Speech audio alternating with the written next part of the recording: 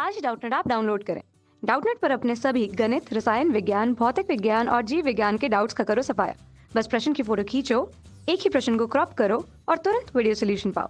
अभी डाउनलोड करें। दिए गए प्रश्न है, एक सेल पहला निरावेशित, दूसरा आवेशित हो रहा है तो सेल में प्रवाहित धारा तथा टर्मिनल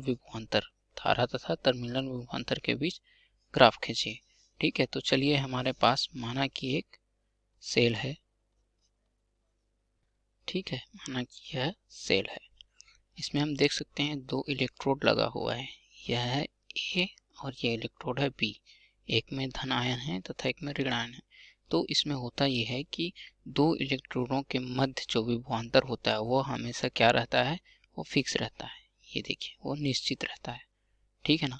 अब इस सेल को हम दो तरीके से यूज कर सकते हैं। अगर ये द्वितीयक सेल है तो एक तो हम रिचार्ज करके, मतलब आवेशित करके, और दूसरा निरावेशित करके। जब इसे किसी टर्मिनल से जोड़ दिया जाएगा तो ये क्या होता जाएगा, निरावेशित होता जाएगा, तथा किसी चार्जर से जोड़ दिया तो आवेशित हो जाएगा। तो पहला प्रश्न है निरावेशित के केस में।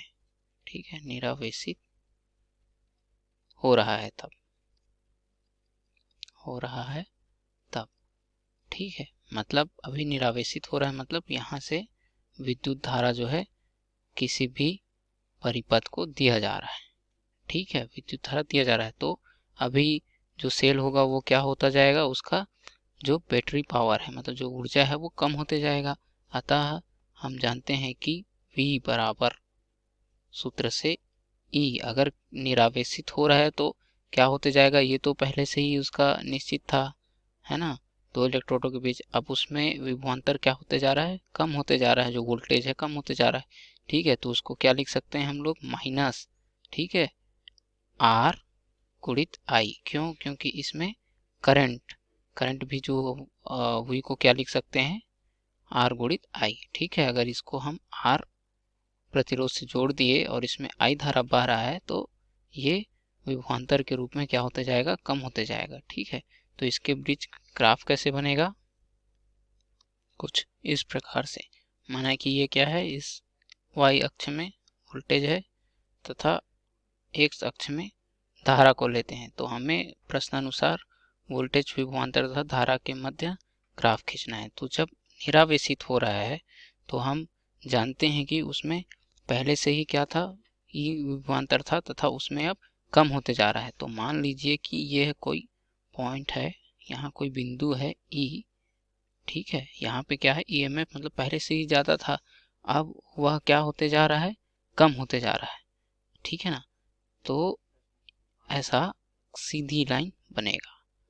ठीक है, देख सकते हैं ये, मान लीजिए निरावेशित होके यहाँ तक इसका पहुंच गया, मतलब निरावेशन के, क्योंकि बैटरी जो है पूरी तरीके से भी निरावेशित हो सकता है, अतः ये 0 पे भी पहुंच सकता है और उस समय उसका धारा जो है बना रहता है।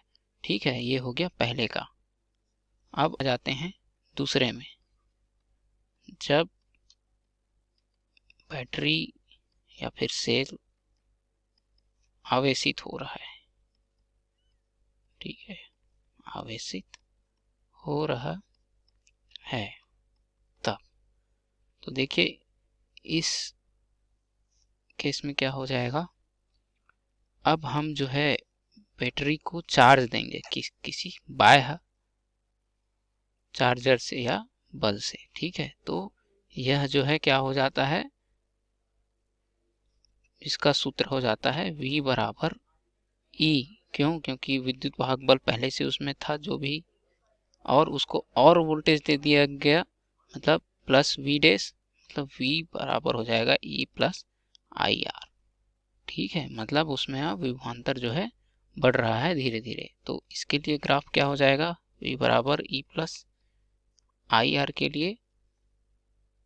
तो चलिए देखते हैं, वही विभवांतर तथा धारा के बीच हमें क्या करना है, ग्राफ खींचना है। ठीक है, तो हमें पता है कि जो बैटरी है उसमें कुछ पहले से ही क्या होता है, विद्युत वाहक बल E, उसे विभवांतर ही बोलते हैं, दरअसल वो बल नहीं होता, दो इलेक्ट्रोडों के बीच जो है विभवांतर ही होता है। ठीक है, तो कोई भी बैटरी मान लीजिए अगर वो पूरी तरीके से निरावेशित हो चुका है तो उसे 0 से स्टार्ट करेंगे ग्राफ को, अगर उसमें बैटरी में कुछ धारा बचा हुआ है तो यहाँ से स्टार्ट करेंगे तथा अतः क्या हो जाएगा, जो ग्राफ बनेगा वो कुछ इस प्रकार बनेगा। मतलब अब बैटरी जो है क्या होते जा रहा है, आवेशित होते जा रहा है। आवेशित होते जा रहा है मतलब एक बिंदु से दूसरे बिंदु पर उसका जो है वोल्टेज तथा करंट दोनों ही क्या होगा, बढ़ेगा।